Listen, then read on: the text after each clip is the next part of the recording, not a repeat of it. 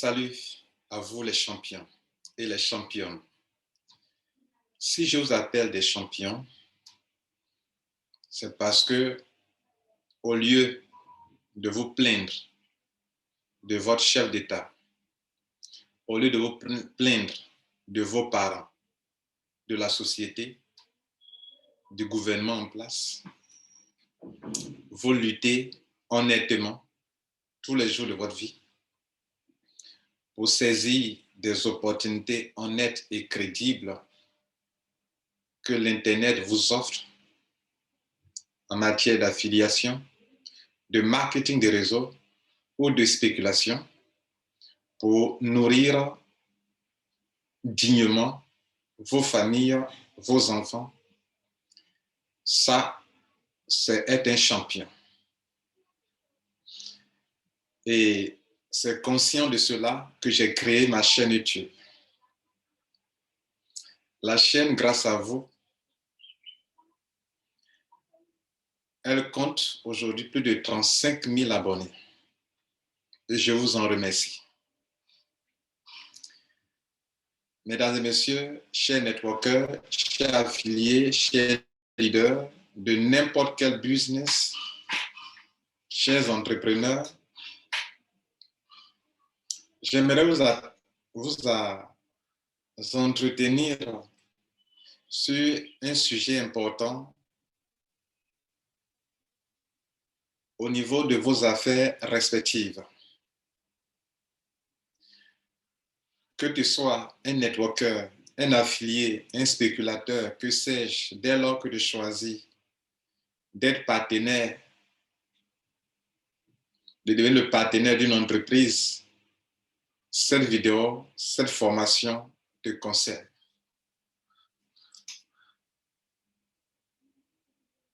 Nous allons parler de vos droits, de vos obligations et comment lorsque survient une modification dans une entreprise dans laquelle vous êtes, comment vous devrez vous comporter. Vous savez, souvent dans la vie, si vous êtes indigné ou pas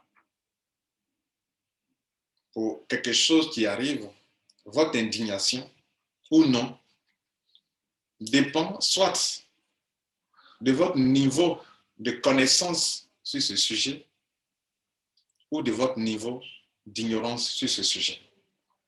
Ça dépend de la connaissance de vos droits en la matière ou de l'ignorance de vos droits ou de vos devoirs en la matière. Si quelqu'un est indigné, c'est par rapport à ce qu'il sait. Si quelqu'un n'est pas indigné ni choqué, c'est par rapport à ce qu'il ignore. Les entreprises dans lesquelles nous rentrons pour développer des business, nous sommes dans un rapport d'interdépendance. Interdépendance.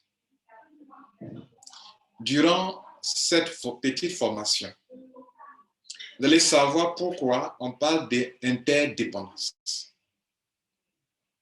D'abord, c'est l'entreprise qui crée un produit ou un service ou une opportunité d'affaires.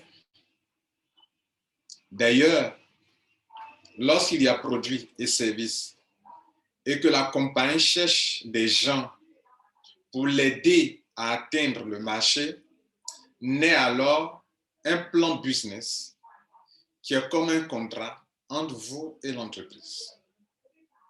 C'est pour ça que nous parlons d'opportunité. L'opportunité de se faire de l'argent en faisant en sorte que le produit ou le service de la compagnie soit vendu et la compagnie nous dit, comme grâce à toi, je vends mes produits et mes services, voilà comment je vais te traiter. D'où le plan business. Cela veut dire quoi? Lorsque la compagnie met sur pied un produit, un service, et donc une opportunité, elle, en tant qu'entreprise, veut se faire des profits. Elle n'a pas créé son entreprise comme une ONG. Aucune entreprise de marketing de réseau ou de marketing d'affiliation ou de spéculation n'a été créée pour devenir une ONG. Elles sont créées pour un but lucratif. Et le but du fondateur de l'entreprise, c'est de faire du profit. N'est-ce pas? Maintenant, elle sait que elle doit atteindre un marché avant de faire profit, de faire profit. Si elle n'atteint pas un marché de consommateurs, le produit et le service dans sa main ne lui rapporteront rien. Il faudrait que le produit qui a été créé pour répondre à un besoin atteigne le marché cible. Donc la compagnie détient son produit, son service, mais ne détient pas le marché. Et justement, c'est parce qu'elle ne détient pas le marché, qu'elle n'a pas le marché, qu'elle ne peut pas atteindre le marché lorsqu'on parle d'affiliation en réseau ou bien de marketing relationnel. C'est parce qu'elle sait qu'elle a le produit, elle a le service, qu'elle n'a pas le marché, qu'elle propose un deal à des gens. Le deal, c'est l'opportunité d'affaires qu'elle te propose. Et l'opportunité d'affaires, c'est un contrat. Comme un assureur me proposerait un contrat pour dire, bon, si chaque fois tu payes ça, quand tu as un souci, je ferai ça. Donc, c'est un contrat. Le plan business est un contrat. La plupart des gens qui viennent dans un réseau marketing ou dans un système d'affiliation ou que sais-je de spéculation ne viennent pas forcément à cause du produit ou à cause du service. Ces gens viennent à cause de l'opportunité que la compagnie offre. De sorte que dans une entreprise d'affiliation ou de marketing de réseau, il y a deux groupes de personnes, deux groupes de clients. Il y a des gens qui viennent parce que le produit ou le service répond à leurs besoins. Il y a des gens qui viennent parce que l'opportunité d'affaires, le plan business, la compagnie, leur permettra de se faire de l'argent. Du coup, l'opportunité devient comme, en guillemets, un produit qui répond à un besoin d'emploi.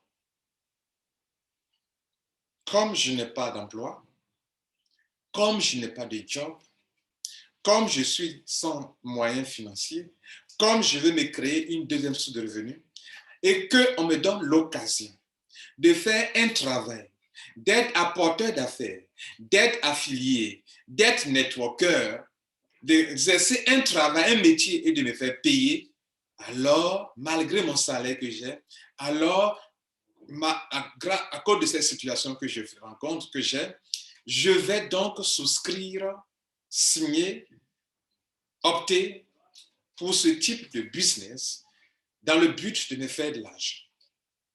S'il y a un prix à payer, tel qu'on m'impose de payer d'abord le produit ou le service, je paye le produit ou le service pour être dans la chose. Et le produit, le service que j'ai payé, ce n'est pas ça qui est mon besoin. Ce n'est pas ça qui est la solution à mon besoin. La solution à mon besoin, c'est le business. Et non pas votre produit ou service. J'ai parlé de deux groupes de personnes, mais il y en a trois groupes. Il y a des gens qui sont là exclusivement pour le produit ou le service. Il y a des gens qui sont là exclusivement pour le business seulement. Et un troisième groupe qui est là à la fois pour le produit et pour le service. Voilà les trois groupes de personnes que vous pouvez retrouver dans une entreprise de marketing de réseau, de marketing d'affiliation. Pour dire quoi? Que tous ceux qui achètent votre produit et votre service, enfin, qui achètent le produit de la compagnie, ne sont pas là forcément pour le produit ou le service. D'autres sont là pour le business, si bien sûr, le business n'est pas du Ponzi et n'est pas du pyramide. Ceci dit, mesdames et messieurs, pour que la compagnie qui a les produits ou qui a les services, qui veut atteindre le marché cible, il ne peut pas atteindre le marché cible s'il n'y a pas des gens qui sont intéressés par son business, par son plan business, par ce qu'elle a proposé à des gens. Elle propose un deal, elle propose un contrat pour dire que si tu viens m'aider à vendre mon produit ou mon service, voilà ce que je te donne comme argent. Donc, ce groupe de personnes qui sont d'ailleurs les plus nombreux, et c'est avec eux que le business commence. Parce qu'il faut qu'il y ait des gens qui aient envie de se faire de l'argent pour aller attirer des clients qui, eux, ont besoin des produits ou des services. Donc, d'abord, ça commence avec des leaders. D'abord, ça commence avec des affiliés. D'abord, ça commence avec des networkers qui ne sont là pour se faire de l'argent, précisément. C'est rare que ça commence avec des clients. C'est comme si je vous disais que ça commence avec des commerciaux en Guinée. C'est eux qui rentrent d'abord. Ils rentrent d'abord par rapport à l'opportunité. Et ce sont eux qui maintenant, ayant pris position, vont attirer des clients. Leader A vient avec ses 10 amis. Leader B vient avec ses 100 amis et connaissant ses clients. Leader E vient avec ses 1000 clients, etc., etc. Ce sont les clients, le relationnel du leader A, plus les relations du leader B, C, X, Y et Z, qui constituent ce que la compagnie appelle ses membres. Cela veut dire quoi? Ça veut dire que ce marché qui est là actuellement, que la compagnie a pu atteindre, et qu'elle peut se vanter que moi j'ai des milliers, des millions de membres, ce marché qu'elle a pu atteindre. Et dans le nombre de personnes, de clients, de membres, d'utilisateurs de son produit, de son service, se chiffre à des millions ou des milliers de clients, ne sont pas ses clients à lui, à elle. Ce sont les clients de A, B, C, D, jusqu'à Y, Z. Et donc, c'est là qu'on parle d'interdépendance. Tu as les produits et les services, mais ce n'est pas toi qui as le marché. Et donc, quand ces personnes, ces leaders, ces membres ont attiré des clients qui sont devenus, leurs relations qui sont devenues aujourd'hui les clients, les consommateurs de la compagnie, même il y a des networkers parmi eux qui continuent de développer le business, c'est grâce aux membres que la compagnie est en train d'atteindre le marché cible ou qu'elle a pu atteindre le marché cible. Vous notez qu'elle a les produits et les services, mais que sans les membres, elle ne pourrait pas atteindre ce marché cible. Et sa reconnaissance qu'elle leur doit, c'est de respecter le deal, le contrat qui a poussé, qui a attiré les gens. Le contrat était alléchant. Le deal alléchant. L'opportunité d'affaires était très alléchante. C'est ce qui a fait que M. A en a parlé à M. B, qui en a parlé à M. C, qui en a parlé à M. D, etc., etc., jusqu'à ce que de bouche à oreille, la communication passe parce que c'était alléchant. Et c'est alléchant. C'est ça qu'on appelle l'opportunité. Ce qu'on te propose quand tu fais un travail et qu'en retour tu dois avoir. Comment on définit le marketing d'affiliation, par exemple? Le marketing d'affiliation est une technique e-marketing permettant à une entreprise de e-commerce de promouvoir ses produits et ses services en proposant une rémunération à des personnes qu'on appelle des affiliés en échange de vente, de trafic et d'enregistrement ou d'adhésion, en échange de. Mais pour quelle raison je t'attirerai les clients? C'est par rapport à quelque chose, une rémunération que tu m'as proposée. Pour quelle raison paierai-je une somme d'argent dans ton entreprise? C'est parce que par rapport à quelque chose que tu m'as dit que si je paye ça, ça va évoluer comme ça. Et à un moment, quand je m'imagine, je vois que je me fais de l'argent. Et ton plan business le disait clairement au début. Le contrat entre toi et moi le disait clairement au début. Donc la question est de savoir, mais pourquoi les gens viennent dans ce business? Les gens viennent dans ce business pour deux choses. Pour le service et le produit. Pour l'opportunité et pour l'opportunité. Mais ceux qui y rentrent d'abord, les leaders et autres qui font le marketing des réseaux d'affiliés, qui parlent, qui font des conférences, ils rentrent par rapport à l'opportunité. Et c'est quand eux sont rentrés qu'ils attirent des clients pour la campagne. Qu'est-ce qui les fait rentrer? C'est l'opportunité. Ce que tu leur proposes dans ton contrat, toi, en tant qu'entreprise. Maintenant, mesdames et messieurs, il arrive que dans la vie d'une entreprise, elle peut avoir des difficultés. La vie d'une entreprise n'est pas linéaire. Il y a des hauts et des bas comme la vie d'une personne, d'un être humain. Donc, c'est normal que dans la vie d'une entreprise, de temps en temps, on apporte des modifications pour s'adapter. On peut mener une politique d'alignement par rapport aux concurrents, comme une politique de différenciation. Ou bien, une situation, quelqu'un peut se venir et on prend des dispositions pour pouvoir garder le business stable. Parce que vous le savez, mesdames et messieurs, si vous refusez que la compagnie apporte des modifications, c'est que vous refusez de continuer de profiter de cette entreprise parce que vous êtes dans une relation interdépendance. La compagnie, tant qu'elle sera là, vous continuez de vous faire de l'argent. Si elle meurt, vous avez perdu. Donc, vous avez intérêt que la compagnie, si elle veut apporter des modifications profitables pour tous, pas pour elle seulement,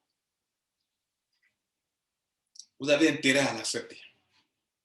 Et il me dit, mais je dis, la modification ne doit en aucun cas faire perdre les acquis du départ. La modification, importante soit-elle, ne doit pas te faire perdre des acquis à des gens. Parce que c'est sur la base de ces fondamentaux que ton business était alléchant, était attractif. Des millions de personnes, des milliers de personnes qui sont venues par rapport à ce deal, ce contrat. Donc, si modification il y a, nous sommes d'accord, mais ne doit pas faire perdre des acquis. Ce qui a poussé des gens à payer de l'argent dans ton business, ta modification ne doit pas toucher cela. Ah oui. Toucher ça, c'est que vous n'êtes pas en train de respecter le droit des gens qui vous ont fait confiance. On peut apporter des modifications. Par exemple, demander, exiger à ce que les membres travaillent davantage et c'est serrer un peu la chose. C'est-à-dire rendre encore la chose plus exigeante. Exiger des membres beaucoup de travail, ça peut arriver parce qu'on s'est rendu compte qu'on a été trop léger et qu'on permettait aux gens de gagner de l'argent comme ça sans être trop exigeant. Ça passe, c'est normal.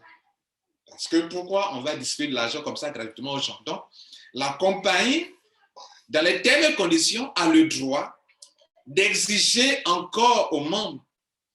D'autres aussi font l'inverse, d'autres commencent dur et après desserrent un peu pour rendre l'affaire encore plus rentable. D'autres commencent de façon alléchante et à un moment, elles serrent un peu.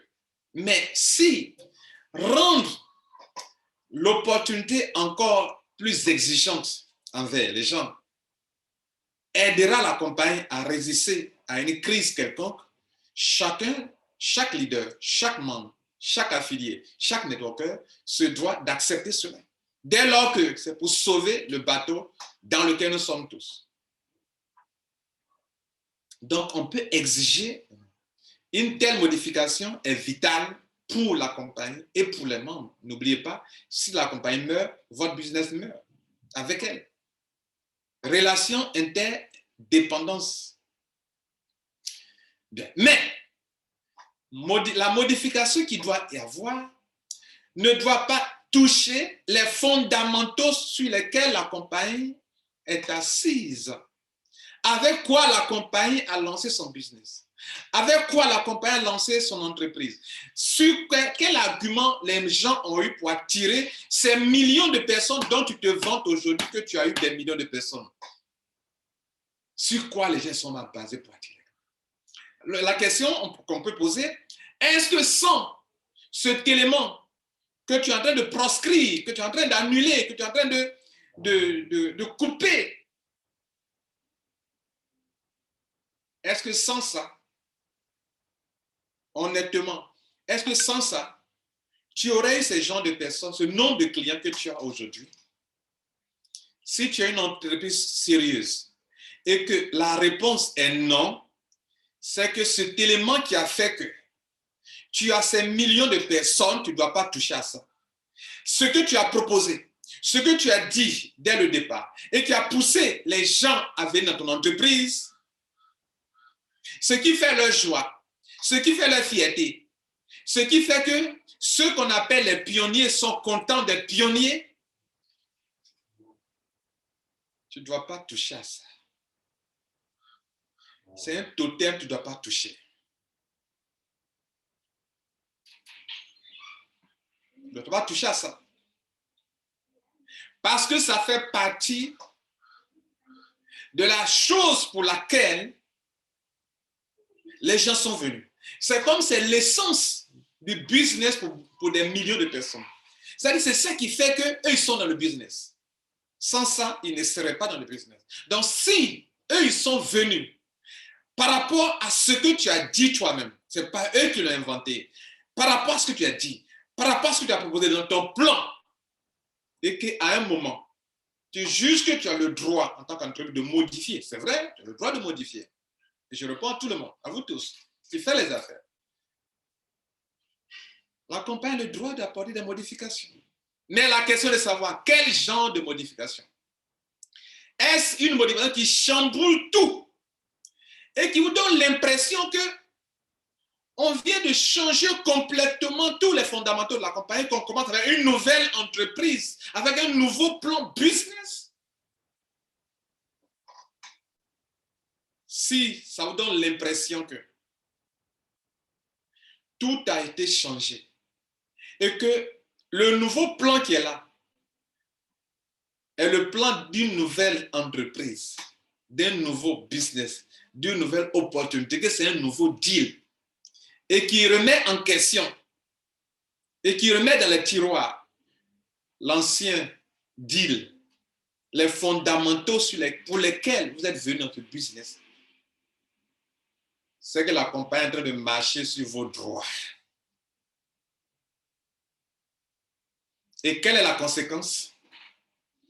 La conséquence pour vous tous, vous devez savoir qu'il y a une conséquence. Et s'il y a une conséquence, dès lors que vous êtes devenu interdépendant, le business de la compagnie, c'est votre business. Ce n'est plus son entreprise à elle. Ce n'est plus quelque chose qui appartient au fondateur. Parce que vous devez concilier deux choses, produit et marché. Vous l'avez mis ensemble. C'est ça qui fait le business maintenant. Donc, ce n'est plus comme c'était son produit à lui qui était dans sa main. Il a pris ses produits. Vous avez pris votre marché, vos membres, vos relations. Vous les avez mis ensemble. C'est ça qui forme le business. C'est ça qui fait l'entreprise. Ce n'est pas une entreprise floco. Une entreprise floco, c'est une entreprise qui n'a que les produits, mais qui n'a pas de marché. Mais dès que vous les mettez ensemble, et vous qui dites, mais c'est son entreprise. On vous appelle à venir manger. C'est vous qui créez la difficulté. Mon frère, tu n'as rien compris. Et c'est de ça que je parlais. Ton indignation ou ton manque d'indignation dépend de ce que tu as là sur ce sujet, ou bien du droit de l'affilié, du droit du networker ou du droit du spéculateur. Ta réaction, quand j'écoute de certaines réactions par rapport à ces gens de modèles qui se viennent dans des entreprises, dans beaucoup d'entreprises dans ces derniers temps. Récemment, il y a une entreprise qui a changé son plan et ça n'a pas duré, elle a fermé. Vous savez quoi? Lorsqu'une compagnie fait ça, elle est en train de détruire toi ton business. Ce n'est plus son business à elle. Parce que, à cause de ce plan qu'elle t'a proposé, tu as fait venir tes amis, tes relationnels. Tu as créé les vidéos pour expliquer aux gens tel que c'est. Et lorsqu'elles changent, tes paroles deviennent fausses, tes vidéos deviennent désuètes. Tout ce sur quoi tous les millions de personnes sont basées pour attirer leurs membres, ça devient du faux. Et elle te fait mentir. Elle dit que ce que tu as dit est faux. Et lorsque certains leaders, certaines personnes se lèvent pour dire, les gars, elle est en train de commettre une erreur qui va emporter notre business. Des individus se lèvent, des leaders se lèvent et disent que non, mais c'est son entreprise. Elle a créé son entreprise pour te dire de venir manger et c'est toi qui crées des difficultés à la compagnie. Ça fait pitié. Ça montre à quel niveau vous êtes. Vous êtes dans une relation interdépendante. Sans toi, la compagnie n'est pas. Sans la compagnie, tu n'as pas d'opportunité.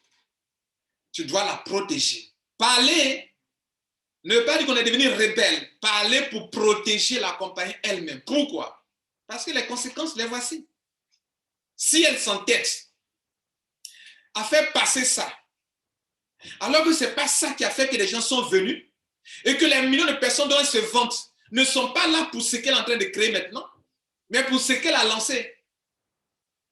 Si elle s'entête à le faire, c'est la démotivation totale dans le camp de tous des millions de personnes qui sont venues à cause de ce qu'elle a dit dans son premier plan. On peut modifier le plan, mais pas les fondamentaux. Vous ne pouvez pas écouter. Il y a des maisons qu'on modifie, mais tu ne peux pas briser les fondements de la maison. Si tu les brises, mais tu vas reprendre complètement la maison à zéro.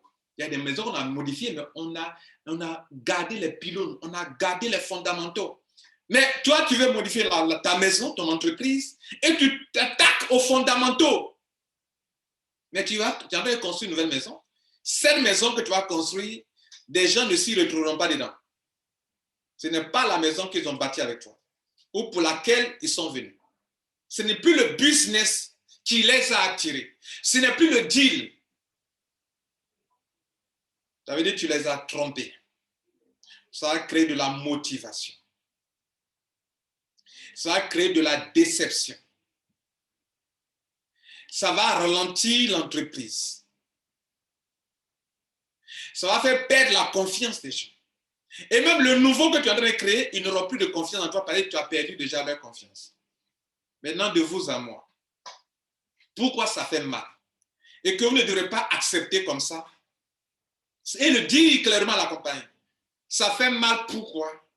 Parce que ce sera 3 années perdues pour vous-même en tant que networker. Pourquoi?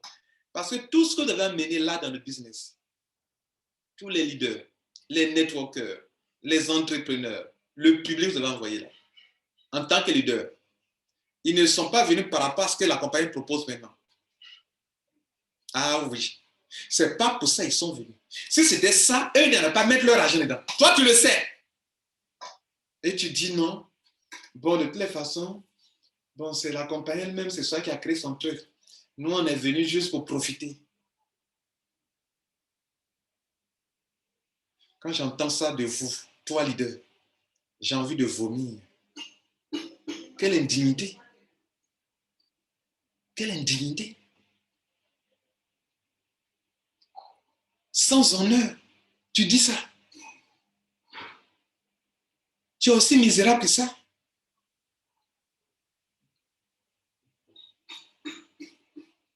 Ok, toi tu peux parler comme ça. Et ceux que tu as fait venir la campagne pour dire que dans ce pack, il y a telle chose. Et telle chose te donnera tel avantage.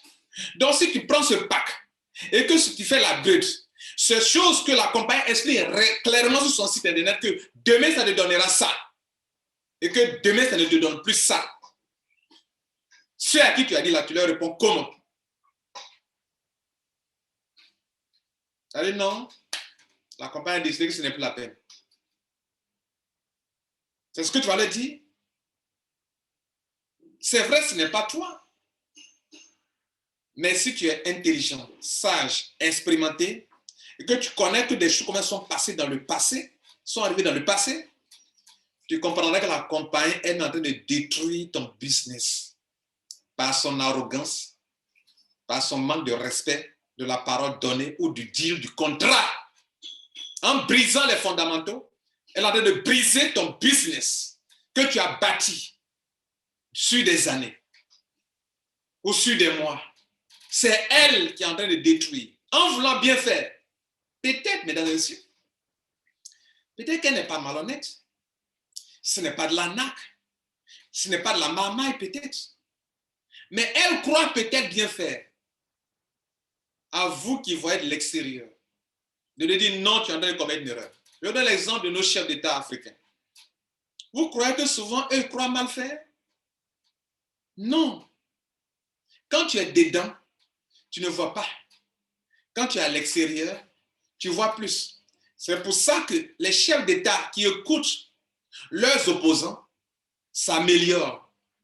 Et ceux qui n'écoutent pas leurs opposants chutent très rapidement. Parce que quand tu es dedans, même autour de toi, tes ministres, tout cela ne te disent jamais la vérité. Non, président, ça va, on tient la route. Ça va, tu es le meilleur. Mais tu as perdu la confiance du peuple. C'est la même chose dans les réseaux marketing, dans le marketing d'affiliation. Le fondateur se fait entourer par des gens, des soi-disant leaders, en guillemets, et qui non, précis, c'est bon, fondateur, non, tu es le meilleur, non, notre affaire, c'est la puissante affaire. Il n'y a pas match, non, ce qui vient est trop puissant. Faites un sondage. Faites un sondage. Faites un sondage. Vous allez vous rendre compte que c'est vous les quelques personnes qui êtes autour de la compagnie là, qui êtes encore là. Parce que vous mentez à la compagnie. Moi, ça me fait mal. Pourquoi? Parce que vous êtes en train de gâcher une opportunité. La compagnie ne voit pas clair. C'est vous qui devez ouvrir ses yeux.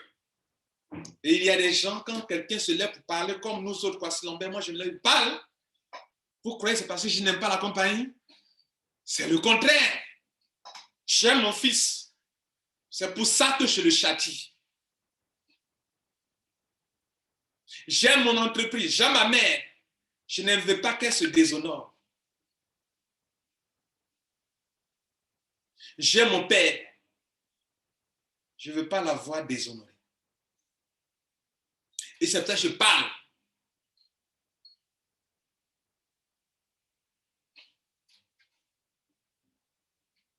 Je vais m'arrêter en vous donnant une image. Sur un point, je vais finir avec cette image.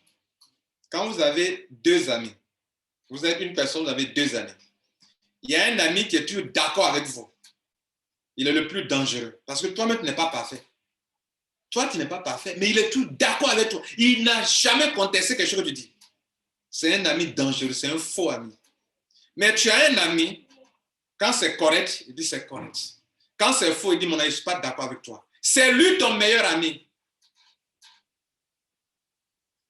Vous voulez des vrais leaders? Ne soyez pas des leaders pantins. Soyez des leaders quand la compagnie déconne là.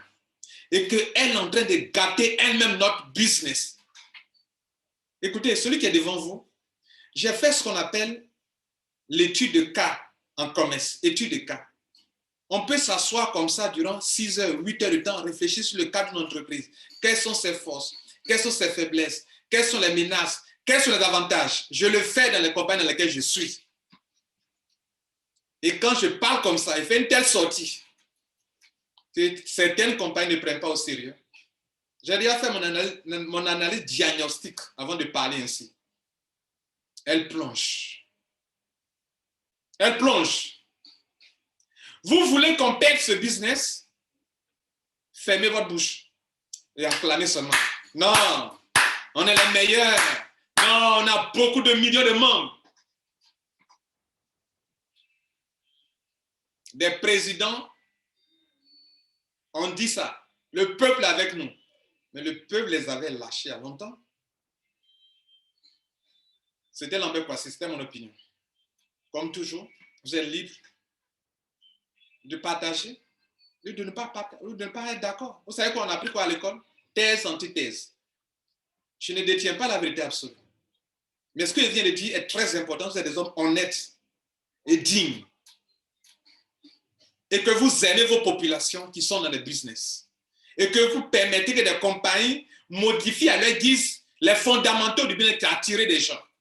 Et vous êtes là, non, c'est leur business. Commentez en dessous. Et continuez dans vos opinions.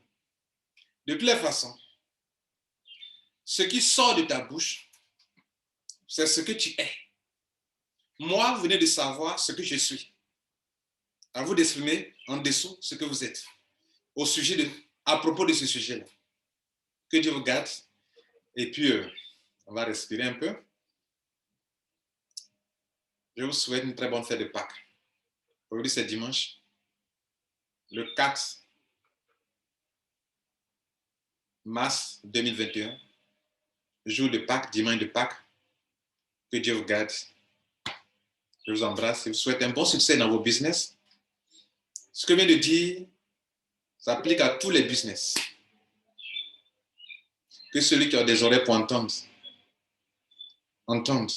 et se réveille. Soyez des road leaders. Ciao.